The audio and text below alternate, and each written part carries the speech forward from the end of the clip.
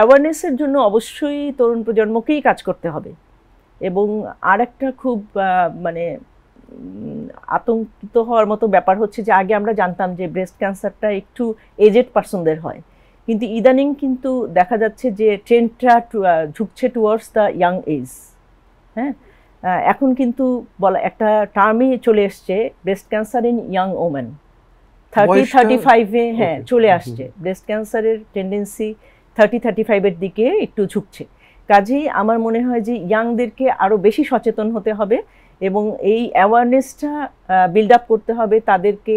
Self examination of breast, যদিও এটা আমাদের WHO প্রোটোকল অফ ব্রেস্ট অ্যাওয়ারনেসের মধ্যে পড়ে না, কিন্তু তারপরেও নিজের ব্রেস্টকে চেনা, আমরা বলি যে know your breast and then you can detect the changes. এবং যে ব্রেস্ট ক্যান্সারের যে রেড সাইনগুলি, সেই সাইনগুলোকে জানতে হবে এবং তারপরে তারা যেটা করতে পারবে যে তারা, আমার মনে হয় যে তাদের রেড সাইন যেগুলোকে আমরা ব্রেস্ট ক্যান্সারের ডেঞ্জার সাইনগুলো বলি, সেই সাইনগুলো যদি জানতে পারে, সেগুলো জেনে যদি ব্রেস্ট ক্যান্সার ডিটেকশন করার উপায়টা নিজে জানতে পারি, তাহলে আমি আমার আশেপাশের যে লোকালিটি তাদেরকে স্প্রেড করতে পারি।